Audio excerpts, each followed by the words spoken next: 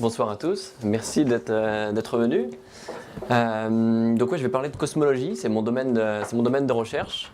Donc la cosmologie, c'est la discipline qui cherche à construire une représentation de l'univers dans son ensemble en utilisant toutes les connaissances des lois physiques qu'on a et puis en utilisant les observations astrophysiques avec des télescopes. Et le point de départ de la petite intervention, c'est justement ce qu'observent les astrophysiciens avec leurs télescopes puissants. Donc ils observent des étoiles, des nébuleuses, et puis à plus grande distance, ils observent des galaxies. Et puis ces galaxies, ils observent qu'ils se structurent en amas de galaxies, même en filaments. Tout ça, c'est ce que les astrophysiciens appellent les grandes structures de l'univers. Donc c'est l'ensemble de ces galaxies, et de ces amas de galaxies. Et puis après, ils interprètent tout ça dans un cadre théorique, dont vous avez sans doute entendu parler, c'est ce qu'on appelle le modèle du Big Bang.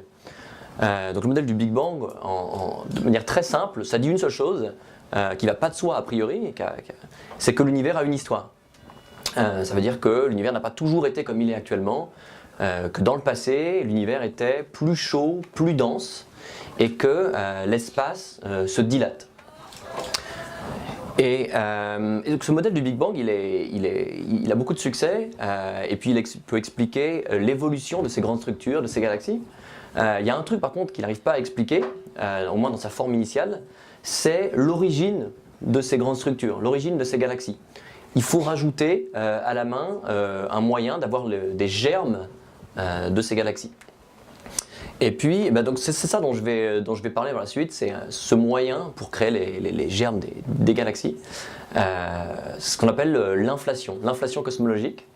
Donc c'est une idée qui a été développée au début des années 80, il y a plus de 30 ans maintenant, par quelques physiciens. Si on postule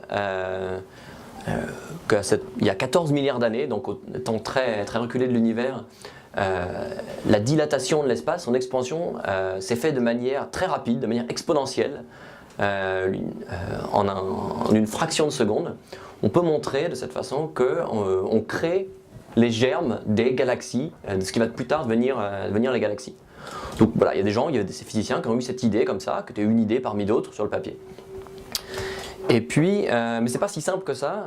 Ce qu'on peut montrer, c'est que si l'univers il est rempli de matière standard, de ce qu'on connaît en laboratoire, de lumière, les atomes, les électrons qui nous composent, eh bien, le rythme, le taux de dilatation de l'univers, il diminue. Et au contraire, pendant cette phase d'inflation que les chercheurs aimeraient réaliser, la dilatation doit être accélérée, doit même être exponentielle. Donc ça veut dire que pour réaliser cette phase d'inflation, il faut une matière exotique, inconnue en laboratoire. Donc ça c'est une première difficulté. Et puis en utilisant les connaissances physiques qu'on a, on sait qu'en fait cette phase d'inflation, dans laquelle l'univers s'étend de manière exponentielle en une fraction de seconde, il faut aller au-delà des connaissances physiques qu'on a. Si on utilise simplement ce qu'on appelle le modèle standard de la physique des particules, c'est-à-dire le modèle qui est testé en accélérateur, qui décrit les électrons, les protons, on n'arrive pas à créer d'inflation. Donc, pour traiter ce sujet, comme je le fais en tant que chercheur, comme Jean-Philippe le fait, il faut faire quelque chose qui est intéressant, il faut extrapoler les lois de la physique qu'on connaît dans des domaines où elles n'ont pas encore été testées. Donc on teste des choses qu'on ne connaît pas encore. Il faut même imaginer des nouvelles lois à des énergies auxquelles on n'a même pas accès sur Terre. Et ce qui est encore plus intéressant, c'est qu'on arrive maintenant à tester ces idées-là avec les observations des grands télescopes. Et donc quand il y a 30 ans, cette idée avait été émise, c'était une idée parmi d'autres pour créer un moyen de créer les galaxies. Et puis depuis, il y a eu pas mal d'observations qui ont été faites, et puis cette idée, l'inflation, elle a passé plein de tests observationnels, et maintenant c'est la théorie la plus communément admise pour expliquer tout le fait même que donc les structures et le fait à la fin que même nous on existe. Et puis donc Contrairement à d'autres idées, hein. À l'époque, c'était juste une idée parmi d'autres et d'autres idées avaient été lancées et puis elles n'ont pas passé les tests observationnels. Et donc il y a un exemple comme ça, c'est que l'année dernière, vous avez entendu parler du satellite Planck, c'est un satellite européen. Sans rentrer dans les détails, il a permis de vérifier une propriété vraiment très caractéristique de l'inflation et ça a permis d'asseoir encore plus la théorie qui est maintenant considérée comme une pierre importante du modèle qu'on a de la cosmologie, de notre représentation du monde. Et puis la dernière chose dont je voulais parler, c'est une découverte toute récente, vous avez entendu parler, c'était il y a quelques mois, en mars dernier, il y a eu une collaboration de chercheurs américains, de la collaboration dite BICEF2, c'est le nom de leur télescope, qui a lancé une découverte de tout premier plan, qui est la découverte de ce qu'on appelle des ondes gravitationnelles primordiales. Alors ça peut paraître un peu compliqué, en fait l'idée peut être assez simple. Quand on lance un caillou dans l'eau, ça fait des vagues. Bon, ces vagues, c'est une onde de matière à la surface de l'eau. Et une onde gravitationnelle, c'est une onde de la même façon, mais c'est une onde de l'espace-temps lui-même. C'est quelque chose qui est prédit par la relativité générale d'Einstein depuis longtemps, mais qui a toujours jamais été détecté de manière directe. Mais là, on en aurait peut-être une détection indirecte. Et puis, en plus donc, une découverte importante de ces ondes gravitationnelles, elles seraient d'origine primordiale. Elles auraient été émises pendant l'inflation il y a plus de 14 milliards d'années. Donc c'est extraordinaire, ça fait la une de tous les journaux scientifiques, et même en France ça fait la une du Monde, du Figaro, d'autres journaux.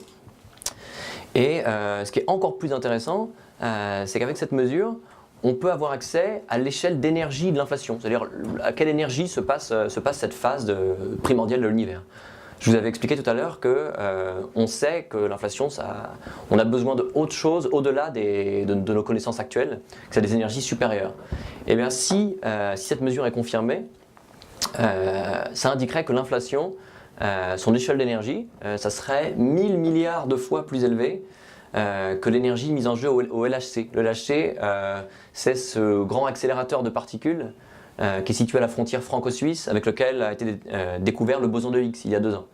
Et donc, si cette découverte est confirmée, des ondes gravitationnelles, ça indiquerait que l'échelle d'énergie de l'inflation, c'est 1000 milliards de fois plus élevé que ces énergies-là, qui sont les énergies les plus importantes qu'on peut faire sur Terre. Donc comprenez pourquoi c'est si important. Ça serait le premier indice observationnel de ce que peut être la physique à ces énergies qui sont encore inconnues. Voilà, il faut quand même être prudent, c'est une annonce qui a été faite il y a 2 mois, c'est la science en marche, il y a des doutes légitimes qu'il faut avoir, et puis la communauté scientifique marche comme ça. En particulier, ce signal il est censé venir de très loin, il est censé être émis il y a 14 milliards d'années. Il faut vérifier d'autres choses avant d'être sûr que c'est bien le signal auquel on pense. En particulier, il peut y avoir des poussières dans notre galaxie, dans la Voie lactée, qui font un peu interférence et puis qu'on pourrait prendre pour ce signal. Donc ça, il faut vérifier. C'est un peu similaire à ce que la cosmologie, dans une situation qui est un peu similaire à ce que la cosmologie a vécu il y a 15 ans.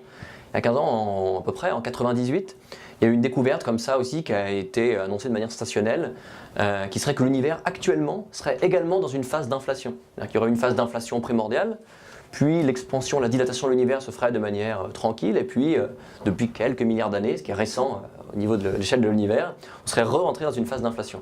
Et ça, personne à l'époque ne le croyait, c'était pas du tout ce qui était admis.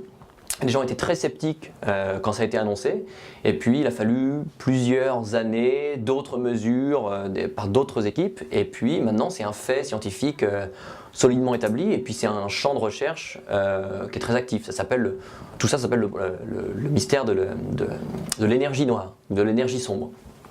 Donc reste à savoir ce que ça va donner, cette détection d'ondes gravitationnelles. Est-ce que ça va être infirmé, et puis dans ce cas les cosmologistes devront trouver d'autres fils d'Ariane pour essayer de comprendre l'univers primordial, ou est-ce que ça va être confirmé?